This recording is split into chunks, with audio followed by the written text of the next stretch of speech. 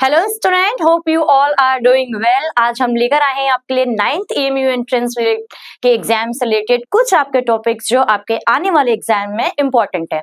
यहाँ पर हम हर एक चैप्टर को बहुत ही डिटेलिंग में बात करेंगे, उसके कुछ शॉर्ट क्वेश्चंस देखेंगे, कुछ उसके PYQs क्वेश्चंस देखेंगे, कुछ शॉर्ट ट्रिक्स भी अपनाएंगे जिससे कि हम अपने एग्जाम्स को अच्छी तरीके से बहुत ही अच्छे नंबरों से पास कर सकते हैं। आज हमारा जो पहला टॉपिक है, यानी कि जो आपका एक चैप्टर है, बहुत इंपॉर्टेंट चैप्टर है जिसका नाम है cell the basic unit of life. आइए इस चैप्टर की शुरुआत करते हैं। So we discussed about cell क्या होता है। हम बचपन से एक डेफिनेशन पढ़ते हुए आए हैं कि cell is a basic structural and functional unit of life. यानी कि सेल क्या है आपके पास, एक बेसिक स्ट्रक्चरल, कि कोई भी लिविंग ऑर्गेनिज्म है आपके पास, जहां भी लाइफ है आपके पास, उस लाइफ को बनाने के लिए जो बेसिक यूनिट लगती है, जो उसका स्ट्रक्चर डिफाइन करती है, जो बेसिकली उसका फंक्शन करती है, वो क्या होती है आपके पास, सेल होती है। इसको हम एक और एग्जांपल से समझ सकते हैं कि जैसे कोई भी हमें एक घर बनाना होता है कि that we have to make a house, तो उस हाउस को बनाने के लिए आपको क्या चाहिए होती है, ब्रिक्स चाहिए होती है, राइट। ठीक इसी तरीके से आपको कोई भी लिविंग बॉडी बनानी होती है, तो उस लिविंग बॉडी को बनाने के लिए भी आपको क्या चाहिए होता है, सेल चाहिए होता है। तो on the basis of cell हमारे पास जितने भी लिविंग ऑर्गेनिज्म पाए जाते हैं वो दो टाइप के होते हैं। ध्यान से समझिएगा, क्योंकि इस वाले टॉपिक से आपको कभी कभी कुछ क्वेश्चंस पूछ लिए जाते हैं। तो on the basis of cell number, on the basis of cell number, जितने भी आपके पास ऑर्गेनिज्म है वो आपके पास दो टाइप के देखने को मिलते हैं। एक होते हैं आपके पास यूनिसेलुलर ऑर्गेनिज्म और दूसरे होते हैं आपके पास मल्टी सेल्यूलर ऑर्गेनिज्म। इसके बारे में और थोड़ा सा जान लेते हैं। यूनि का मतलब क्या होता है बच्चों, यूनि का मतलब होता है वन, यानी कि ऐसा ऑर्गेनिज्म जो सिर्फ एक सिंगल सेल से बना हुआ है उसको हम क्या बोलते हैं, यूनिसेलुलर। जिसमें आपके पास एग्जांपल्स की बात करें तो एग्जांपल्स पे आपके पास आ जाते हैं, बैक्टीरिया होता है, कुछ वायरस, मोस्टली वायरसेस होते हैं, और कुछ आपके पास एल्गी भी होती है जो कैसे देखने के लिए मिलती है आपको, यूनिसेलुलर देखने के लिए मिलती है।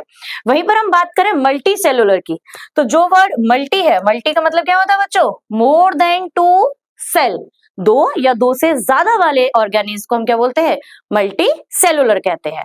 तो मल्टी सेलुलर के एग्जांपल्स की बात करेंगे। सबसे पहले हम अपना एग्जांपल ले लेते हैं, यानी कि ह्यूमंस है, काउ है, डॉग है, फिशेज हैं, ऑक्टोपस हैं, एसेट्रा एसेट्रा एसेट्रा, यानी कि मोस्टली ट्रीज हैं, प्लांट्स हैं। आप जितने भी ऑर्गेनिज्म देखने को जो आपको नेकेड आई से आप आसानी से देख पाते हैं उनको हम क्या बोलते हैं, मल्टी सेलुलर। नेक्स्ट बात करते हैं कि अगर आप किसी भी सेल के बारे में बात कर ली हमने ये जान लिया कि हाँ सेल होता है। अब हम इस सेल के स्ट्रक्चर को देखने की कोशिश करते हैं कि आपको कोई भी जो सेल देखने के लिए मिल रहा है वो स्ट्रक्चर वाइज किस तरीके का दिखाई देता है। तो जब हम सेल के डिटेलिंग स्ट्रक्चर की बात करते हैं, अभी हम थोड़ी सा आपको सेल का स्ट्रक्चर भी दिखाएंगे। तो कोई भी सेल जो होता है उस सेल के तीन पार्ट देखने के लिए मिलते हैं। कितने पार्ट होते हैं, तीन पार्ट होते हैं। पहला होता है आपके पास cell membrane, second part is cytoplasm and third one is nucleus. Clear.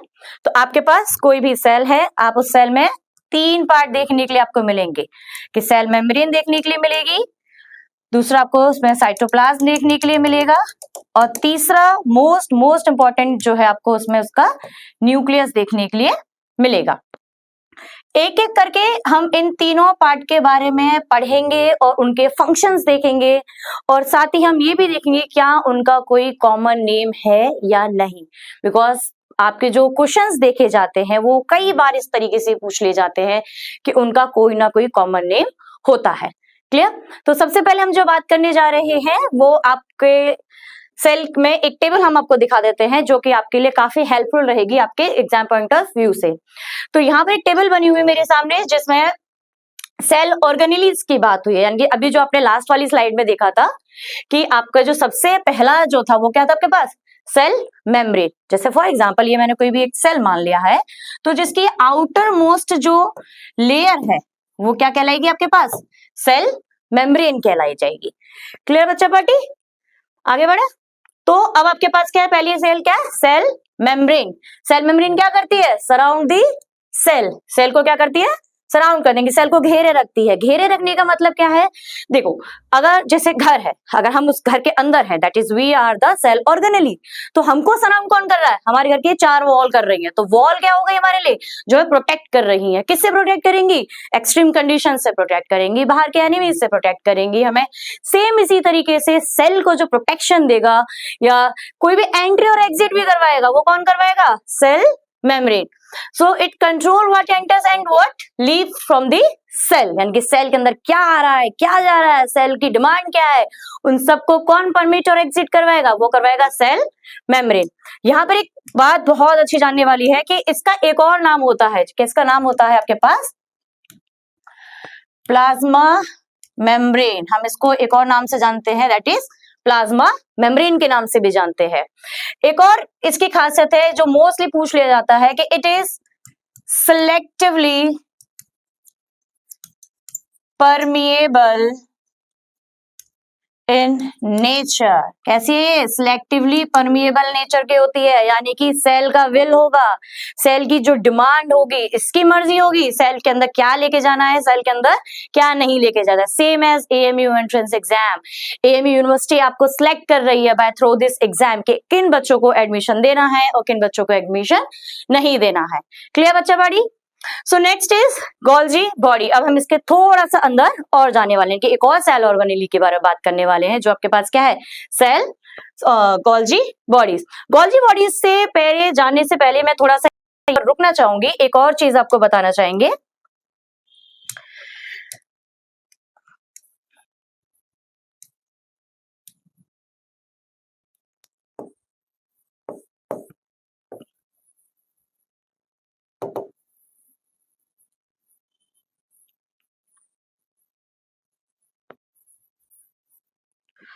हाँ, तो हम कह रहे हैं यहाँ पे कि हमारे पास क्या मिली थी अभी, सेल ऑर्गेनेली में हम जब गए थे तो उसने एक सराउंडिंग देखी थी जिसको हमने क्या बोला था, सेल मेम्ब्रेन। कुछ ऑर्गेनिज्म ऐसे होते हैं जिनके बाहर, यानी कि जिनकी सेल मेम्ब्रेन के बाहर भी एक और लेयर देखने के लिए मिलती है। इस दूसरी लेयर का नाम होता है सेल वॉल। क्लियर? यानी कुछ ऑर्गेनिज्म ऐसे हैं जिनके पास क्या पाई जाती है, cell wall, that is an extra outer covering around the cell. Clear? अब किन ऑर्गेनिज्म पाई जाती है, तो ये जनरली हमें देखने के लिए मिलती है प्लांट्स में, हमें देखने के लिए मिल जाती है फंजाई में, और साथ ही हमें देखने के लिए मिल जाती है हमारे प्यारे से बैक्टीरिया में। क्लियर? अब सेल वॉल का क्या है भाई, जब सेल मेम्ब्रेन ऑलरेडी प्रेजेंट है तो सीधी बात है प्रोटेक्शन के लिए एक और प्रोटेक्शन चाहिए उन्हें। Clear? That is double protection चाहिए। तो सेल वॉल क्या करती है, सेम वही काम है, यानी कि पहला प्रोटेक्शन देगी, सेल को शेप देगी, सेल के साइज को देखती है, और सेल की चीजों को भी क्या करती है, रिटेन नहीं होने देती है, यानी कि कोई भी चीज ऐसा नहीं है कि उसको हमेशा परमिट कर दिया। ठीक है? जैसे हमारा जो गेट होता है उससे जनरली हर कोई नहीं आ सकता, सबसे पहले कौन है, चेक करेगा कि हाँ भाई ये मेरा रिश्तेदार है तो मैं उसको एंट्री लूंगा। एंट्री लेने के बाद फिर वो मैंने मेन गेट के घर के अंदर एक और गेट होता है उस पर आता है, नोन होगा तो आएगा, नहीं होगा तो गेट से वापस चले जाएगा। क्लियर? एक सवाल मोस्ट इंपॉर्टेंट यहाँ से कभी कभी पूछ लिया जाता है आपके एंट्रेंस एग्जाम में कि जो सेल वॉल होती है, यानी कि मैं स्टार बना रही हूँ, स्टार जहां भी बनाऊं समझ जाइएगा इंपॉर्टेंट है कि जो सेल वॉल होती है वो प्लांट सेल में बनी किस चीज की होती है। तो प्लांट सेल में जो सेल वॉल बनी होती है वो बनी होती है सेल्यूलोज की। एक कार्बोहाइड्रेट है ये आपके पास जिसका नाम क्या है, सेल्यूलोज। दूसरा क्या आपके पास, फंजाई। फंजाई में किसकी बनी होती है, प्रोनाउंस करके देखिएगा, मोस्ट ऑफ देम यू से इट्स चिटिन। भैया चिटिन नहीं है ये, क्या है ये है काइटिन कहते हैं हम इसको। क्लियर? नेक्स्ट वर्ड हमारे पास बैक्टीरिया। बैक्टीरिया में किसकी बनी होती है, तो बैक्टीरिया में जो बनी होती है, देखो बैक्टीरिया है यूनिसेलुलर है, लेकिन इसकी जो सेल वॉल होती है वो बनी होती है पेप्टाइडोग्लाइकन। छोटा पैकेट बड़ा धमाका, नाम छोटा लेकिन कारनामे बड़े बड़े इसके। तो ये किसकी बनी होती है, पेप्टाइडोग्लाइकन की बनी होती है। क्लियर? तो ये सब आप एक बार स्क्रीनशॉट ले लीजिएगा, जो कि आपके एग्जाम में आपको काफी मदद देने वाले हैं। वापस आते हैं अपने सेल ऑर्गेनेली के पास। तो हमने सेल मेम्ब्रेन के बारे में जान लिया। अब दूसरा है हमारे पास क्या, गोल्जी बॉडीज। एक साइंटिस्ट थे जिनका नाम था कैमिलियो गोल्जी। इन्होंने इसकी डिस्कवरी की थी, इसलिए इसका नाम क्या पड़ गया, गोल्जी बॉडी पड़ गया। अदर नेम में भी जाएंगे तो इसका जो दूसरा नाम होता है वो हम कभी कभी कह देते हैं इसको गोल्जी एपरेटस भी हम इसको कह देते हैं। कहाँ मिलेगा सेल में देखने के लिए, नियर द ईआर। ईआर एक एंडोप्लाज्मिक रेटिकुलम, एक और सेल ऑर्गेनल ही है, उसके पास से देखने के लिए मिलता है। क्या काम करता है, modify shorts and package protein. जितने भी प्रोटीन्स होंगे उन सबको मॉडिफाई करेगा, उनको पैकेजिंग करवाएगा, और कौन किसकी किसको चाहिए उसके पास जाके ये भेज देता है। इसलिए इसका जो दूसरा नाम, दैट इज कॉमन नेम जो है वो होता है आपके पास post office of the cell. Post office का क्या काम होता है, आप जैसे फॉर एग्जांपल हम चिट्ठियां लिखते थे, आज तो हमारे पास व्हाट्सएप है, हम उसमें टक टक टक कर देते हैं, मैसेज पहुंच जाते हैं। पुराने जमाने में जाएंगे तो हम चिट्ठियां लिखते थे। 10 लोग हैं, 10 चिट्ठियां लिखी हैं, लेकिन कौन सी चिट्ठी किस पते पर जाएगी ये इन्फॉर्मेशन सिर्फ एक पर्सन के पास होती थी। किसके पास होती थी, पोस्टमैन के पास होती थी। सेम इसी तरीके से आपके पास गोल्जी बॉडी है, वो क्या करता है, कौन सी प्रोटीन आई है, कौन सी प्रोटीन कौन से सेल ऑर्गेनेल के पास जानी है, ये सारी की सारी इन्फॉर्मेशन कौन रखेगा आपके पास, गोल्जी बॉडी रखेगा। क्लियर? तीसरा है most important, that is mitochondria. सबसे ज्यादा जो क्वेश्चंस देखने के लिए मिलते हैं आपके पास, वो मिलते हैं आपके पास माइटोकॉन्ड्रिया में। माइटोकॉन्ड्रिया का मिलेगा आपको साइटोप्लाज्म के अंदर ऑब्वियसली। अच्छा, ये सारे बच्चा इसको छोड़ के बाकी ये दोनों जो है कहाँ मिल रहे हैं, साइटोप्लाज्म में देखने के लिए मिल रहे हैं। बस एक ये वाला है जो कहाँ मिल रहा है, सेल के साइटोप्लाज्म के बाहर, सेल ऑर्गेनेल के बाहर, दैट इज जो उसकी आउटर मेम्ब्रेन है वहां पर देखने के लिए मिल रहा है। माइटोकॉन्ड्रिया की बात करें, माइटोकॉन्ड्रिया क्या कर रहा है, प्रोड्यूस एनर्जी, यानी कि जो हम एनर्जी हमें हमारी सेल को दे रहा है वो कौन दे रहा है आपके पास, माइटोकॉन्ड्रिया। इसलिए इसका नाम क्या हो गया, power house of the cell.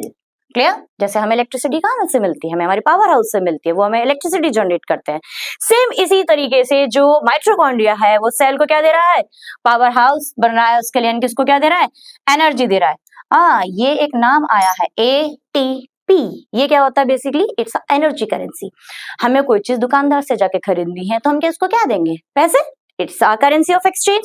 Same इसी तरीके से सेल क्या करता है, सेल को एनर्जी चाहिए होती है तो वो किसकी फॉर्म में देता है, ATP। इसकी फुल फॉर्म लिख देती हूं मैं, adenosine tri phosphate. Clear? It's a energy currency of a living cell. Clear? Next आगे बढ़ते हैं इसमें। अब अगला है हमारे पास एक और, जिसका नाम क्या है, प्लास्टिड। प्लास्टिड की एक खास बात है, अब तक आपने जितने भी पढ़े थे वो सब एनिमल सेल, प्लांट सेल दोनों में ही पाए जाएंगे। प्लास्टिड एक ऐसा आया है जो सिर्फ और सिर्फ कहाँ देखने के लिए मिलेगा, प्लांट सेल में देखने के लिए मिलता है। क्लियर? काम क्या करता है इसका, इसलिए यहाँ पे लिखा हुआ है कि ये सिर्फ कहाँ मिलेगा, प्लांट सेल में देखने के लिए मिलेगा। अच्छा, कभी कभी क्वेश्चन भी आ जाता है आपके पास कि कोई भी आपको सेल ऑर्गेनेल दे सकता है, वो पूछ सकता है बताइए प्लांट सेल में मिल रहा है, एनिमल सेल में मिल रहा है।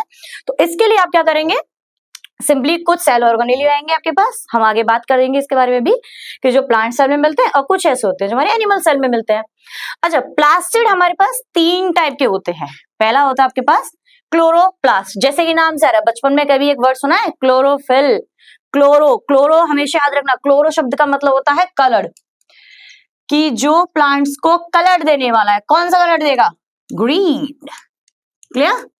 तो जो प्लांट को ग्रीन कलर देता है, हम बचपन से पढ़ते आए हैं कि ग्रीन कलर कौन देता है, क्लोरोफिल। इसका मतलब क्या हुआ, प्लास्टिड के अंदर एक सेल ऑर्गेनेल है, इसका टाइप है जिसका नाम क्या है, क्लोरोप्लास्ट, जो कैसा है, ग्रीन कलर का है, यानी कि इसके पास पिगमेंट है जो क्या करता है, सनलाइट को ट्रैप करता है, उसको चेंज कर देता है एनर्जी में, जिसकी वजह से वो क्या करेगा, फोटोसिंथेसिस करेगा और क्या बनाएगा, ग्लूकोज बनाएगा। क्लियर ना? इसीलिए हम इसको क्या कहते हैं, यानी कि प्लास्टिड को हम क्या बोल देते हैं, simply it is a kitchen of the cell, यानी कि जो खाना बनाएगा, किचन बनेगा, वो कौन बनाएगा, प्लास्टिड बनाता है। दूसरा टाइप है आपके पास क्रोमोप्लास्ट। क्रोमो का मतलब ये होता है ग्रीन, लेकिन ये भी प्लांट को कलर देता है, लेकिन कौन सा कलर छोड़ के, एक्सेप्ट ग्रीन। ग्रीन कलर को छोड़ के प्लांट लाल, पीला, हरा, गुलाबी जैसा दिखे आपको, समझ जाइए वो किसकी वजह से दिख रहा है, क्रोमोप्लास्ट की वजह से। क्यों? ये क्या कर रहा है, स्टोर पिगमेंट, पिगमेंट्स को स्टोर करता है। तीसरा है ल्यूकोप्लास्ट। जो वर्ड ल्यूको है उसका मतलब होता है आपके पास कलरलेस, यानी कि कोई कलर नहीं है इसके पास। बेचारे ने क्या काम दिया इसको, प्लास्ट ने खाना बनाया, चल भाई तू स्टोर कर ले, लिपिड बनाई स्टोर कर ले, प्रोटीन बनाई स्टोर कर ले, यानी कि ये सिंपली एक ऐसा प्लास्टिड बन गया जो क्या करेगा, स्टोरेज का काम करेगा। किसके स्टोरेज का, प्लास्टिड के स्टोरेज का, यानी कि जो क्लोरोप्लास्ट जो भी बना है उस सबको स्टोर कौन करेगा, आपके पास ल्यूकोप्लास्ट करेगा। नेक्स्ट है हमारे पास राइबोसोम्स। ये भी आपके पास मोस्ट इंपॉर्टेंट टॉपिक में से पूछा जाता है। राइबोसोम की एक खासियत होती है, राइबोसोम की खासियत क्या है कि ये दो जगह पाया जाता है। ये फ्रीली मिलेगा आपको देखने के लिए साइटोप्लाज्म में, ये अटैच्ड मिलेगा देखने के लिए एक सेल ऑर्गेनेल है जिसका नाम क्या है, ER, उसके साथ भी मिलेगा देखने के लिए। कहीं पर भी मिले, फ्री मिले, अटैच्ड मिले, काम एक ही है इसका। क्या काम है, सिंथेसिस ऑफ प्रोटीन। प्रोटीन का सिंथेसिस, यानी कि प्रोटीन बना रहा है। कहीं पर भी कोई चीज बनती है तो हम उसको क्या बोलते हैं, हम उसको कहते हैं सिंपली फैक्ट्री। तो इसलिए जो प्रोटीन फैक्ट्री है आपके पास वो क्या है, राइबोसोम्स।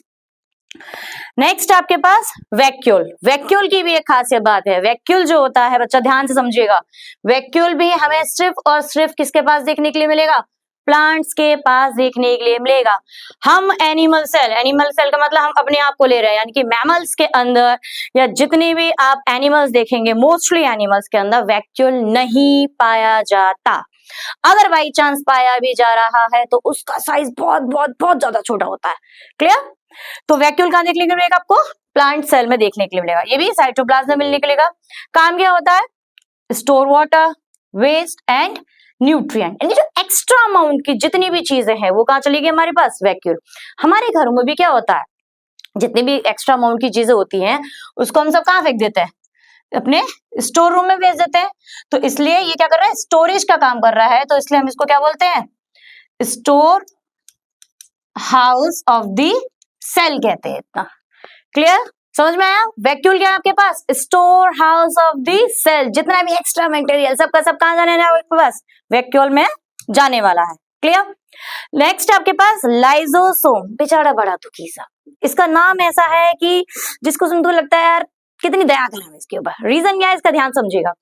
लाइजोसोम जो है साइटोप्लाज्म में देखने के लिए मिलता है। ये क्या करता है, break down waste and cellular debris. Cellular debris मतलब एक्स्ट्रा वेट जो है, एक्स्ट्रा वेस्टेज जितना भी है। इसको इसलिए मैंने कहा था इस पर दया आती है क्योंकि बेचारी का नाम ही ऐसा है, suicidal bag of the cell. Suicidal bag क्यों कह रहे हैं इसको, इसका काम क्या होता है, चल ध्यान समझना कि लाइसोसोम्स के अंदर कुछ खास तरीके के एंजाइम्स पाए जाते हैं। वो क्या करते हैं, अगर ये चेक करते हैं कि सेल में कहीं कोई फॉरेन मटेरियल तो नहीं आ गया, कोई टॉक्सिक मटेरियल तो नहीं आ गया है, तो वो क्या करते हैं, इस टॉक्सिसिटी को हटाने के लिए अपने अंदर से उन एंजाइम्स को रिलीज करते हैं। अब जब ये एंजाइम रिलीज होते हैं तो सेल में वो एक्स्ट्रा वेस्ट जितना भी टॉक्सिसिटी है या जितना भी फॉरेन पार्टिकल्स है वो सब का सब डेड हो जाता है। अगर वो टॉक्सिसिटी ज्यादा बढ़ गई, यानी कि जो सेल के अंदर फॉरेन पार्टिकल्स है या सेल के अंदर वेस्ट है वो बहुत ज्यादा बन गया, तो ये क्या करते हैं, अपने आप को पूरी तरीके से अपना जो एंजाइम है वो रिलीज कर देते हैं और अपने आप को बर्स्ट आउट कर देते हैं, यानी कि अपने आप को सुसाइड कर लेते हैं। इसलिए इनका नाम क्या होता है, suicidal bag of the cell. Clear बच्चा पाड़ी? अब इतने सारे आपने ऑर्गेनेली पढ़ लिए हैं, तो लास्ट वाली स्लाइड में एक और रह गया था हमारा, जिसका नाम है हमारे पास एंडोप्लाज्मिक रेटिकुलम। 2-3 बार जगह नाम आ चुका है इसका, अब तक तो याद हो जाना चाहिए भाई, जिसको हम सिंपली क्या बोल रहे हैं, प्यारा प्यारा सा ER, यानी कि एंडोप्लाज्मिक रेटिकुलम। अब इसमें है क्या, काम मिलेगा देखने के लिए, साइटोप्लाज्म में ऑब्वियसली बात है। काम क्या उसका, synthesis and transfer protein and lipids, यानी कि प्रोटीन को भी बनाएगा और लिपिड को भी बनाएगा। अब ध्यान से समझो, पहले एक कमेंट में मुझे जल्दी तो फटाफट से बताओ, प्रोटीन कौन बना रहा था, अभी नेक्स्ट में पढ़ा था, प्रोटीन किसने बनाई थी, राइबोसोम्स ने बताई थी। मैंने कहा था ना राइबोसोम दो जगह पाया जाता है, फ्री फॉर्म में पाया जाएगा, साइटोप्लाज्म अटैच्ड फॉर्म में भी देखने के लिए मिल रहा था। यानी कि जब राइबोसोम ER से अटैच्ड हो जाते हैं तो वो उसका जो सरफेस है वो रफ बना देते हैं, इसलिए इसको हम कहते हैं फिर रफ एंडोप्लाज्मिक रेटिकुलम। तो क्या है आपके पास ऐसा एंडोप्लाज्मिक रेटिकुलम जिसके पास क्या देखने के लिए मिलेगा, आपको राइबोसोम्स देखने के लिए मिलेंगे। इसलिए ये क्या काम करेंगे, ये काम करेंगे प्रोटीन बनाने का। अब कुछ राइबोसोम का एक फेस ऐसा भी आएगा जिसके पास कोई भी किसी भी तरीके का आपके पास राइबोसोम्स नहीं मिलेगा उसके सरफेस पे। तो जब नो राइबोसोम्स एंड इसके पास राइबोसोम्स नहीं होंगे तो हम उसको कहेंगे SER, यानी कि स्मूथ एंडोप्लाज्मिक रेटिकुलम, क्योंकि उसका सरफेस कैसा हो गया, स्मूथ है। तो जो स्मूथ एंडोप्लाज्मिक रेटिकुलम है वो क्या बनाएंगे, वो बनाएंगे लिपिड्स। क्लियर? तो प्रोटीन भी बन गई, लिपिड्स बन गई, साथ ही इनका क्या करवाएंगे, ट्रांसपोर्ट भी करवाएंगे। अरे कोई चीज बना रहा है तो अपने पास तो ना रखेगा, उसको क्या करना है, निकालना है अपने अंदर से। क्लियर? तो ये थे आपके पास सारे के सारे सेल ऑर्गेनेली। क्लियर? तो हमने क्या क्या पढ़ लिया, सेल वॉल पढ़ ली, मेम्ब्रेन पढ़ ली और आपके पास सेल ऑर्गेनेली पढ़ ली। तीनों चीजें क्लियर हुई आपको। अब हम जा रहे हैं इसके थोड़ा सा और अंदर की तरफ बात करेंगे, यानी कि एक सेल के अंदर जाएंगे। तो जो भी हमें सेल देखने के लिए मिला था, अगर मैं यहाँ पे एक सेल का स्ट्रक्चर ड्रॉ करूं तो ये मुझे क्या मिल गया, सेल मेम्ब्रेन देखने के लिए मिल रहा है। अंदर जितना भी पार्ट है वो क्या आपके पास साइटोप्लाज्म देखने के लिए मिल रहा है। अब मैं इसके मेन पार्ट की बात कर रही हूं, यानी कि जो सेंटर में देखने के लिए मिलता है, जिसको हम क्या बोलते हैं, इसको हम कहते हैं nucleus. Clear? Most most most important है, क्योंकि ज्यादातर जो क्वेश्चंस देखने के लिए मिले हैं वो आपको न्यूक्लियस पर भी देखने के लिए मिले हैं। अब न्यूक्लियस का जो कॉमन नेम की बात करूं कि न्यूक्लियस को कहते क्या है, इसका काम क्या होता है, तो न्यूक्लियस को हम कई सारे नाम से जाना जाता है। सबसे पहले ब्रेन, आपका ब्रेन ऑफ सेल कह सकते हैं, कंट्रोलर ऑफ सेल कह सकते हैं, मैनेजर, यानी कि जो मैनेजर मतलब जो पूरे सेल को मैनेज करता है, तो उसको क्या बोलेंगे, brain of cell nucleus, controller of cell nucleus, manager of cell nucleus. Clear? अब इस न्यूक्लियस के अंदर ऐसा क्या है, तो ध्यान से समझो। न्यूक्लियस में एक डबल मेम्ब्रेन होता है, इसकी दो मेम्ब्रेन मिलती है। जो ऊपर वाली होती है पहली लेयर, इसको बोलेंगे हम आउटर मेम्ब्रेन, जो अंदर वाली होती है उसको बोलेंगे हम इनर मेम्ब्रेन। तो ये हो गई किसकी मेम्ब्रेन, न्यूक्लियर की मेम्ब्रेन। इसके अंदर हमें एक खास तरीके का मटेरियल नजर आता है जिसको हम कहते हैं क्रोमेटिन मटेरियल। क्लियर? इसको क्या बोलेंगे हम, क्रोमेटिन मटेरियल कहते हैं। तो ये आपके पास क्या है, क्रोमेटिन मटेरियल है। इस क्रोमेटिन मटेरियल के अंदर हमें, अच्छा, ये क्रोमेटिन मटेरियल तीन चीजों से बना होता है। सबसे पहला होता है आपके पास डीएनए, डीएनए के अलावा आरएनए, और इसके अलावा एक और चीज होती है दैट इज प्रोटीन। इन तीनों चीजों से मिलकर कौन बनता है, क्रोमेटिन मटेरियल। इसमें जो डीएनए और आरएनए है, इन दोनों को मिलाकर हम कहते हैं न्यूक्लिक, एक सेकेंड बच्चा,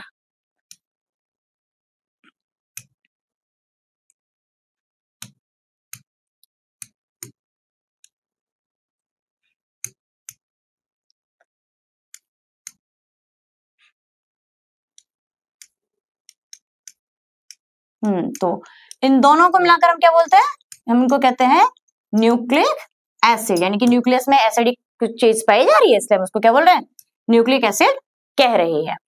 तो डीएनए का फुल फॉर्म डीऑक्सीराइबोन्यूक्लिक एसिड, और आरएनए का full form ribonucleic acid. Clear ना? अब जब क्रोमेटिन मटेरियल क्या करता है, जब ये कंडेंस्ड हो जाता है, तो कंडेंसिंग फॉर्म जब बना लेता है तो हम इसको कहते हैं क्रोमोसोम्स। क्लियर? तो क्रोमोसोम्स, अगर ह्यूमन की बात कर रही हूं मैं, तो ह्यूमन में क्रोमोसोम्स कितने पाए जाते हैं, ये पाए जाते हैं आपके पास 23 पेयर्स, यानी कि 46 क्रोमोसोम्स पाए जाते हैं, कि 23 pairs of chromosomes are found in a human body. Clear इतना सा? अब इन क्रोमोसोम्स के अंदर कौन है? डीएनए छुपा हुआ भाई। अब इस डीएनए के पास क्या है ये देख लेते हैं। तो डीएनए के पास होती है हमारे पास खास तरीके का एक सेगमेंट जिसको हम कहते हैं जीन। क्लियर बच्चा? क्या कहते हैं हम उसको? हम उसको कहते हैं, एक सेकेंड, डीएनए के पास क्या होता है हमारे पास? जीन्स होती है। क्लियर? ये होती है हमारे पास हेरिडिटरी यूनिट, यानी कि वो सेगमेंट जो हमारे फादर मदर से यानी कि एक जनरेशन से दूसरी जनरेशन में जो कैरेक्टर्स लेके जाता है, जो हमारी पूरे सेल की इंफॉर्मेशन रखता है, वो कौन होती है? वो होती है जीन्स। तो ये जीन्स होते हैं जो क्या बोलते हैं इसको? हेरिडिटरी यूनिट या हेरिडिटरी मटेरियल कह देते हैं हम इसको, जो हमारी पूरी इंफॉर्मेशन हमारे आने वाली जनरेशन में लेके जाने वाला है। क्लियर? तो अब यहाँ पर हमने ओवरऑल क्या पढ़ लिया? ये पूरे सेल के बारे में अच्छी तरीके से देख लिया है कि आपके पास सेल होता है, सेल में वॉल होती है, सेल मेम्ब्रेन होती है, साइटोप्लाज्म होता है। साइटोप्लाज्म के अंदर छोटे छोटे छोटे आपके पास सेल ऑर्गेनेली पाए जा रहे हैं जो क्या कर रहे हैं? सेल का फंक्शन परफॉर्म कर रहे हैं। और सेंटर में कौन पाया जा रहा है आपके पास? न्यूक्लियस पाया जा रहा है जो क्या कर रहा है? सेल को कमांड कर रहा है, सेल को पूरा कंट्रोल कर रहा है। क्लियर? अब मैं यहाँ पे आपको एक चीज दिखाना चाह रही हूँ। ये आपके पास एक साइड एनिमल सेल है और दूसरी साइड आपके पास प्लांट सेल है। तो फटाफट से देखो दोनों इमेजेस को और ये जानो कि किसमें क्या पाया जाता है और किसमें क्या नहीं पाया जाता। ये यहाँ पे थोड़ा सा गलत हो गया है कि ये यहाँ पे सेल वॉल नहीं है, ये आपके पास सेल मेम्ब्रेन है। क्लियर? क्यों? क्योंकि एनिमल में सेल वॉल नहीं पाई जाती। क्या पाई जाती है? सेल मेम्ब्रेन पाई जाती है। प्लांट सेल में जाओगे तो सबसे पहले क्या देखने को आपको मिल रही है? सेल वॉल देखने के लिए मिल रही है, उसके बाद सेल मेम्ब्रेन देखने के लिए मिल रही है। क्लियर? एक और चीज देखो, यहाँ इतना बड़ा ब्लू कलर का क्या दिख रहा है? वैक्यूल। क्योंकि प्लांट के पास एक्स्ट्रा चीजें वो कहाँ लेके जाएगा? वो स्टोर कर लेता है। किसमें? वैक्यूल में। यहाँ कहीं भी आपको किसी भी तरीके का वैक्यूल देखने के लिए नहीं मिल रहा है। क्लियर? एक और चीज कि यहाँ पर एक और देखने के मिल गया, क्या? क्लोरोप्लास्ट। लेकिन यहाँ पर आपको किसी भी तरीके का कोई भी क्लोरोप्लास्ट देखने के लिए नहीं मिल रहा है। तो यानी कि ये तीन फीचर्स हैं। आपके कॉमनली क्वेश्चन पूछ लिया जाता है कि भाई ये वाला बताओ प्लांट सेल में है या नहीं है, एनिमल सेल में है या नहीं है। तो क्लियर हो गया इतना? प्लांट सेल में क्या पाया जाता है और एनिमल सेल में क्या पाया जाता है। एक और चीज थोड़ी सी और हम इसके बारे में थोड़ा सा पढ़ लेते हैं कि सेल का साइज क्या है। ये तो समझ में आ गया कि भाई सेल होता है, सेल में ये चीज है। सेल का साइज क्या है जो हमें दिखाई नहीं दे रहा? तो बच्चा बड़े ध्यान समझना कि जो सेल होता है जनरली ये हमें नेकेड आई से नहीं दिखाई पड़ता है। क्लियर? क्यों नहीं दिखता है? क्योंकि इसका साइज बहुत ज्यादा छोटा होता है। लेकिन कुछ सेल ऐसे भी होते हैं हमारे पास जिनका साइज इतना बड़ा है, यानी कि इतना लार्जेस्ट है कि हम इसको अपनी नेकेड आई से क्या, इसको अपने हाथों में भी देख सकते हैं। बहुत बड़ा होता है साइज में। क्लियर? तो आप तक जो सबसे लार्जेस्ट सेल मिला है देखने के लिए, यानी कि वर्ल्ड में जो सबसे लार्जेस्ट सेल देखने के लिए मिला है वो है आपके पास ऑस्ट्रिच एग। क्लियर? क्या देखने के लिए मिला आपको? ऑस्ट्रिच एग देखने के लिए मिला है, जिसका साइज कितना होता है? 170 mm इंटू 130 mm। क्लियर? ये क्या है इसका साइज देखने के लिए हमें अभी तक मिला है। ह्यूमन बॉडी की बात कर लूं कि ह्यूमन बॉडी में जो आपके पास ह्यूमन बॉडी, अपने सेल की बात कर लेते हैं कि ह्यूमन बॉडी में जो लार्जेस्ट सेल देखने के लिए मिला है हमें वो क्या है? वो है आपके पास female gamete. Clear? Female gamete है, यानी कि क्या नाम है इसका? जिसको हम बोलते हैं ओवम, एग या ओवा। ये क्या आपके पास largest female gamete, sorry largest cell है ह्यूमन बॉडी का, दैट इज फीमेल गैमेट। अरे मैम अब स्मॉलेस्ट की भी बता दो, ये तो सारे के सारे क्या हो गए? लार्जेस्ट हो गए। तो स्मॉलेस्ट सेल ह्यूमन बॉडी का कौन सा है आपके पास? वो है मेल गैमेट, जिसको हम क्या बोलते हैं? सिंपली स्पर्म कहते हैं। क्लियर? ये है smallest cell of human body. Longest cell कौन सा है भाई? ये क्वेश्चन भी पूछ लिया जाता है कि longest cell of human body, यानी कि बहुत लंबा सेल कौन सा ह्यूमन बॉडी का? तो वो होता है आपके पास न्यूरॉन, यानी कि जो आपके ब्रेन सेल्स होते हैं, दैट इज जो न्यूरॉन होता है वो क्या आपके पास लॉन्गेस्ट सेल पाया जाता है। कितना लंबा हो सकता है? सोचो सोचो, 1 मीटर तक, 1 मीटर भी इसकी क्या हो सकती है, लेंथ आसानी से हो सकती है। क्लियर ना? एक और चीज हम थोड़ी सी और इसके बारे में जान लेते हैं कि जितने भी आपके पास सेल पाए जा रहे हैं,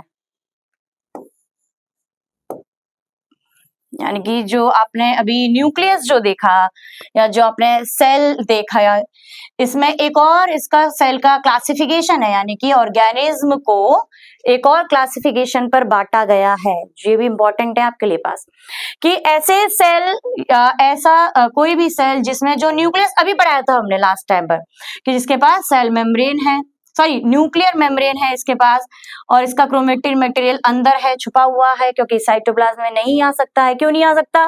क्यों? क्योंकि यहाँ पर 2 मेम्ब्रेन है जिनको हमने क्या बोला था अभी, न्यूक्लियर मेम्ब्रेन, यानी कि आउटर मेम्ब्रेन थी और एक और क्या थी इसमें, इनर मेम्ब्रेन थी। तो जो भी मटेरियल है वो इन मेम्ब्रेन को क्रॉस नहीं कर सकता है। तो ऐसा कोई भी ऑर्गेनिज्म जिसमें इस तरीके का न्यूक्लियस पाया जाता है, उस ऑर्गेनिज्म को हम कहते हैं यूकैरियोटिक। बड़े बच्चे परेशान होते हैं, मैम ये क्या है यूकैरियोटिक, ये क्या है प्रोकैरियोटिक। तो ध्यान से समझो, यू का मतलब होता है ट्रू, ट्रू। तो ऐसा सेल जिसमें ट्रू न्यूक्लियस पाया जाता है, यानी कि वो वाले न्यूक्लियस जिसके बारे में हम स्टडी कर रहे थे अभी थोड़ी देर पहले। तो ऐसा ऑर्गेनिज्म जिसके अंदर ट्रू न्यूक्लियस पाया जाता है, यानी कि उसका क्रोमेटिन मटेरियल बाउंडेड होता है through the cell membrane, sorry इसका न्यूक्लियस मेम्ब्रेन की वजह से, तो हम इसको क्या बोलते हैं, ट्रू न्यूक्लियस। जैसे एग्जाम्पल की बात करेंगे तो सबसे पहले हम किसको ले लें, अपने आप को ले लेना कि हम जो है ह्यूमंस कैसे देखने के लिए मिलेंगे, इसमें यूकैरियोटिक देखने के लिए मिलेंगे। प्लांट्स, जितने भी आपको प्लांट्स देखने के लिए मिलते हैं दे ऑल आर यूकैरियोटिक। जितनी भी फंजाई हैं वो कैसी हैं आपके पास, यूकैरियोटिक होती है। क्लियर? चलो ये तो समझ में आ गया। अब बात कर लेते हैं कि ऐसा जिसमें जो न्यूक्लियस है, यानी कि वो कैसा है, मेम्ब्रेन बाउंड नहीं है, यानी कि उसमें न्यूक्लियस देखने के लिए तो मिल ही नहीं रहा। क्यों नहीं मिलेगा? क्योंकि इसमें मेम्ब्रेन है ही नहीं है। जब मेम्ब्रेन नहीं है तो जो भी इसका क्रोमेटिन मटेरियल होगा वो कहाँ देखने को मिलेगा, वो साइटोप्लाज्म में कहीं पड़ा हुआ होगा। क्लियर? तो ऐसा जिसका न्यूक्लियस मेम्ब्रेन बाउंड नहीं है तो उसको हम बोलते हैं प्रोकैरियोटिक सेल। जिसमें आपके पास एग्जाम्पल क्या है, आपके पास एग्जाम्पल है बैक्टीरिया। क्लियर? तो यहाँ पर आपका हमारा चैप्टर क्या होता है, फिनिश हो जाता है। अब हम बात करते हैं इसके आपके लास्ट ईयर के कुछ PYQs की, कि जो आपको देखने के लिए मिले हैं। एक एक करके सॉल्व करेंगे। पहला है unit of inheritance in living organism. ओहो, ये शब्द तो हमने जाना ही नहीं, हमने पढ़ा ही नहीं। तो ध्यान से समझिए, इनहेरिटेंस का मतलब है हेरिडिटी से, कि वो यूनिट बताइए लिविंग ऑर्गेनिज्म में जो क्या कर रही है, हेरिडिटी इंफॉर्मेशन लेके जा रही है दूसरी जनरेशन में। तो वो कौन है आपके पास, किसके पास देखने के लिए मिलती है, न्यूक्लियस के अंदर मिलती है। न्यूक्लियोलस न्यूक्लियस का एक पार्ट होता है। क्रोमोसोम कंडेंसिंग मटेरियल था, लेकिन ये किसकी बात कर रहा है, यूनिट की बात कर रहा है। तो यूनिट कौन होगी, जीन। अभी हमने थोड़ी देर पहले पढ़ा था कि genes are the hereditary unit या unit of inheritance of living organism. Next question है, the largest cell measuring 170 mm into 130 mm in an egg of, आगे दोबारा क्या कह रहा है वो, लार्जेस्ट सेल कह रहा है। तो लार्जेस्ट सेल किसका पाया जाता है, सिंपली ऑस्ट्रिच। ऑस्ट्रिच का जो एग होता है वो कैसे होता है, वर्ल्ड लार्जेस्ट सेल है, जो कि आप अपने नेकेड आई से देख सकते हैं। अच्छा, जो नेकेड आई से नहीं देखेंगे तो उसको किससे देखेंगे, तो उसको हमारे पास एक डिवाइस होता है जिसको हम क्या बोलते हैं, माइक्रोस्कोप। क्लियर ना? नेक्स्ट क्वेश्चन है आपके पास, nucleus contain thread like structure called as, कि न्यूक्लियस के अंदर जो थ्रेड लाइक स्ट्रक्चर जो आप इस तरीके से देख रहे थे वो क्या होते हैं, तो वो क्या होते हैं आपके पास, वो होते हैं chromosomes. Chromosomes are the thread like structure found in the nucleus. Clear बच्चा बड़ी? नेक्स्ट क्वेश्चन देखते हैं, Which of the following is present in plant cell but absent in animal cell? आगे सवाल हमने कहा था ना, ये बहुत इंपॉर्टेंट है कि अब आपको वो 4 सेल ऑर्गेनेल के नाम दे दिए गए हैं या सेल के पार्ट के नाम दे दिए, कह रहा है कि बताओ प्लांट सेल में तो पाया जा रहा है लेकिन एनिमल सेल में देखने के लिए नहीं मिलता है। देख लेते हैं, सेल मेम्ब्रेन दोनों में पाई जाती है, न्यूक्लियस दोनों में पाया जाएगा। माइटोकॉन्ड्रिया एनर्जी है भाई, कहां से लेके आएंगे एनर्जी, तो दोनों में पाया जाएगा। ये कहा है भाई, ये है सेल वॉल। सेल वॉल कहां पाई जाती है, सिर्फ और सिर्फ प्लांट सेल में। और किसकी बनी होती है प्लांट सेल में, वो भी बनी होती है सेल्यूलोज की बनी होती है। क्लियर ना। एक और क्वेश्चन देख लेते हैं, which cell organelle is called power house of the cell. ओहो आ गया भाई, एनर्जी कौन देगा, एनर्जी एक ही दे सकता है, उसका नाम क्या है आपके पास, माइटोकॉन्ड्रिया। आंख बंद करके याद रखिएगा, mitochondria is the power house of the cell. Clear. Ribosomes का नाम, अच्छा चलो एक और फटाफट को देख लेते हैं। राइबोसोम्स का नाम क्या था, राइबोसोम्स का क्या काम था, प्रोटीन बनाने का, तो प्रोटीन फैक्ट्री। लाइसोसोम दुख दर्द पीड़ा याद कर लो, तो इसका नाम क्या है, सुसाइडल बैग। गोल्जी एपरेटस क्या काम कर रहा था, चिट्ठियां बांट रहा था, इनकी प्रोटीन को बांट रहा था, तो क्या ये post office of the cell.